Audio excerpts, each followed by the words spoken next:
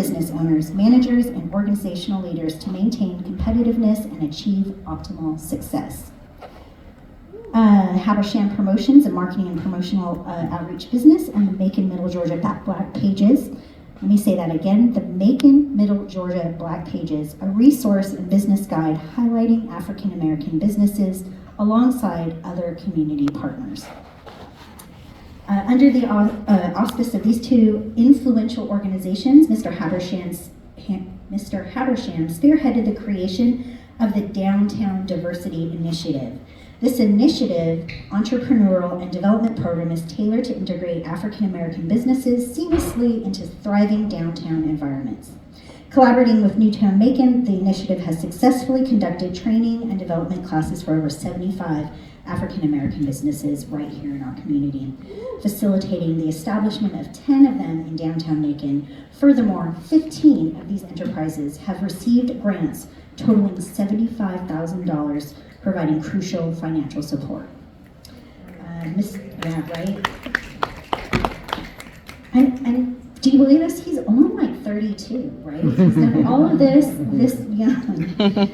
Mr. Habersham's commitment to fostering growth extends beyond downtown Macon. He played a pivotal role in conceiving 2 additional initiatives to promote, improve, and enhance African American businesses throughout Central Georgia. Project BAD, Bringing African Americans Downtown, stands out as a monthly festival-like event strategically designed to attract more African American consumers to downtown Macon. Concurrently, there's a lot. He's done a lot. He's young, he's done a lot.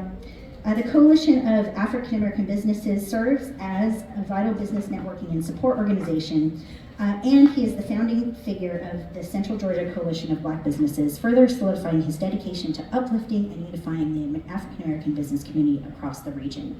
In addition to that, he took on another role this year, which was to be one of the main leaders and the main voices of a historic event in Macon, Georgia, the Macon Bicentennial. And without further ado, I would like to call to the stage Mr. Alex Habersham.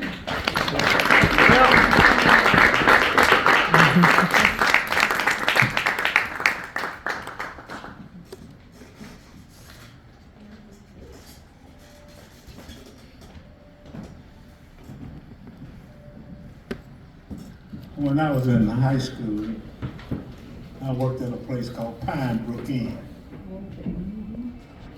which was kind of like a hotel and a restaurant.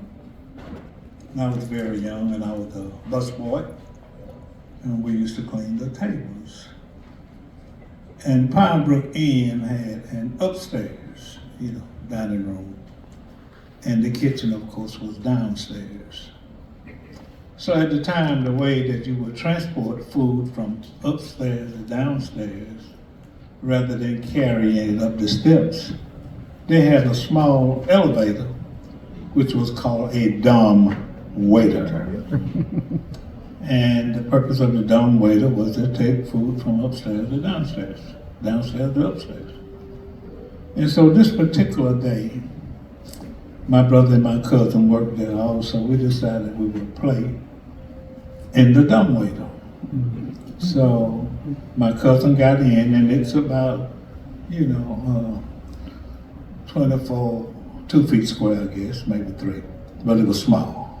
It was not designed for humans. It was designed for food. So we decided that we would ride the dumbwaiter. So you operated with ropes. So my brother got in, and my cousin, pulled one rope to let him down and another rope to let him up. My cousin got in, and I pulled one rope to let him down and another rope to let him up. And I've always been built, a little heavier, so when I get in, instead of my cousin let me down and then let me back up, he decided that he would play like he's driving a car. He goes,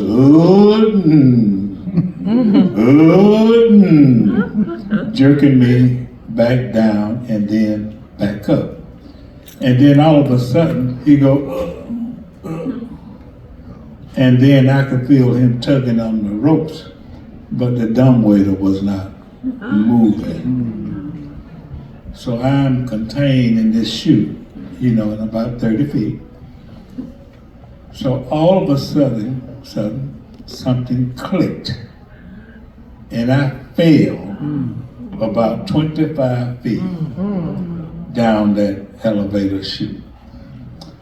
And the only reason it didn't break every bone in my body is because it rested on, thank God for Coca-Cola bottles, crates, about 4 crates of Coca-Cola bottles. So when it came down and hit, the bottles broke, not all at the same time, and that served as a cushion to keep me alive so I could be here talking to you today. So when I got out, I couldn't talk. For about 2 days, I was unable to talk. My cousin, and this is true, my cousin ran out the back of Pine Brook Inn and jumped a 12-foot fence, and we don't know to the day how he got over that fence, but he did because he had thought he had killed me. So, I don't shun at the opportunity to tell some stories, and they're not all funny. And when I thought about trying to discuss the gift that keeps on giving, then I kind of reflected on myself and the kind of gifts that I have received during my life and my efforts to try to give back. And I guess it's from DNA, it could be from my parents, it could be from divine intervention, I don't know why. But all of my life, I have been concerned about uplifting the community and community improvement. So when I was in high school, I was the editor of the newspaper. I said that, that we must lift ourselves by our own bootstraps and take responsibility for our action. Then after having gone to college, then I came back to teach at my high school. Then I saw that a lot of the young people needed help, and I wanted to help them, and they kind of leaned on me because they thought I was young and hip, So in a public housing project, I started an organization for the young people called the Bird City Energetics, because the name of the project was Bird City. And today, there are a couple of people that were a part of that who are highly successful, and they remember that part of their start and part of what motivated them was the Bird City Energetic. Then moving right along, then after I had been in Macon for a while, coming back from Savannah State College where I graduated, and my principal sent for me to come back, said, boy, you need to be back at your high school, and I did, I came back. Then I started another organization called the Young Adults for Black Unification. There again, trying to organize the community to try to improve the community. Now let me say that my philosophy is a rising tide raises the whole ship. Now what that means, as one improves element of the community, it benefits the entire community. So I don't want it to be mistaken that there was any kind of effort on my part to promote separatism or anything of that nature. But it's very true. A rising tide raises the whole ship.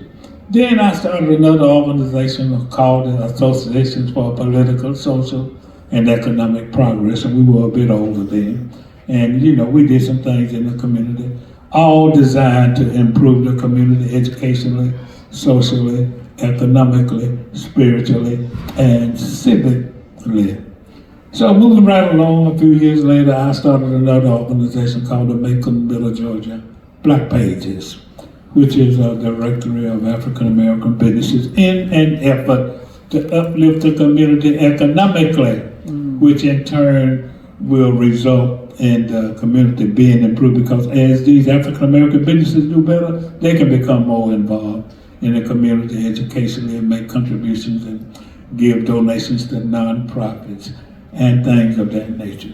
Then I decided to start an organization called the Adopt a Role Model Program, because research shows that there is a particular problem with African American boys, and that's based on the research of a guy called Dr. Kawanzo Kanjufu, and it's called the fourth grade syndrome. So what it says that after spending time with his mother, female mother, female teachers, female principals, these young men, by the time they're fourth grade, if they don't have the influence of a male in their lives, then they begin to think that they are grown. And then they become kind of, going in the wrong direction. So I started the Adopt a Role Model Program to get some individuals, 112 African American males from the community, to serve as mentors